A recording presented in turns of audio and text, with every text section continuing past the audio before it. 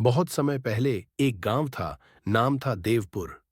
वहां के लोग भगवान शिव की पूजा तो करते थे, लेकिन सिर्फ दिखावे के लिए। मंदिर में सूखे फूल पड़े रहते थे, बेलपत्र मुरझाए हुए थे, और शिवलिंग पर महीनों से किसी ने जल भी नहीं चढ़ाया था। लोग अपनी रोजमर्रा की जिंदगी में इतने व्यस्त थे कि उन्हें एहसास ही नहीं था कि जब इंसान भगवान को भूल जाता है, तो भगवान किसी न किसी रूप में उसकी परीक्षा लेते हैं। एक दिन उस गांव में एक अजनबी साधु आया। उसने मंदिर में प्रवेश किया और सूखे फूल देखकर आंखें बंद कर लीं। धीरे से बोला, जिस गांव में भगवान शिव के फूल सूख जाएं, वहां आशीर्वाद नहीं, विनाश आता है। गांव वाले हंसने लगे। अरे बाबा, अब कौन मानता है ऐसी बातें? साधु ने आसमान की ओर देखा और बोला, कल सुबह तुम सबको यकीन हो जाएगा। रात गहरी थी, आकाश में काले बादल छाए थे। अचानक धरती कांपने लगी। मंदिर के नीचे से एक भयानक आग की ज्वाला उठी। पूरे गांव में चीख पुकार मच गई। औरतें रोने लगीं, बच्चे चिल्लाने लगे, पुरुष अपनी जान बचाने को भागने लगे। आग की लपटें इतनी ऊंची थीं कि ऐसा लगा मानो आसमान जल उठा हो। सुबह होते ही वही साधु फिर आया। उसने कहा, ये ज्वाला किसी राक्षस की नहीं, तुम्हारे अधर्म और भूली हुई भक्ति की है। जब तक तुम सच्चे मन से शिव का नाम नहीं लोगे, ये ज्वाला नहीं बुझेगी।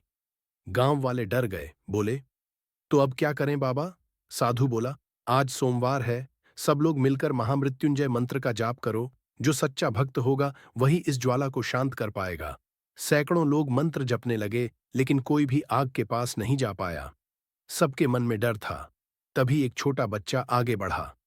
उसने हाथ में बेलपत्र लिया और बोला, मैं रोज शिवलिंग पर बेलपत्र चढ़ाता हूं। वो धीरे धीरे ज्वाला के पास पहुंचा। आग की लपटें भयंकर थीं, पर उसके कदम नहीं रुके।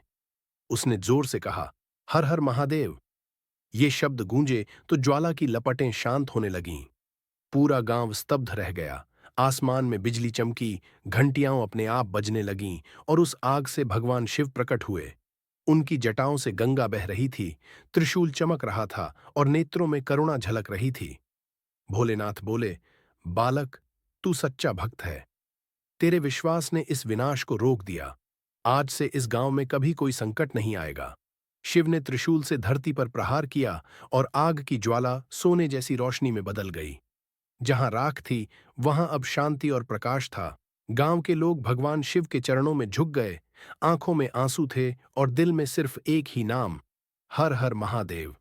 धीरे धीरे प्रकाश फैलता गया, और शिवजी धुएं में विलीन हो गए। बस मंदिर में घंटियों की मधुर ध्वनि गूंज रही थी। कहते हैं, जहां सच्चे मन से हर हर महादेव कहा जाए, वहां सबसे भयानक ज्वाला भी शांत हो जाती है। क्योंकि शिव विनाश नहीं, जागृति का प्रतीक है। और अगर तुम्हें भी भोलेनाथ पर विश्वास है, तो इस कहानी को जरूर लाइक, शेयर और सब्सक्राइब करना, ताकि महादेव का आशीर्वाद हर भक्त तक पहुंच सके। हर हर महादेव।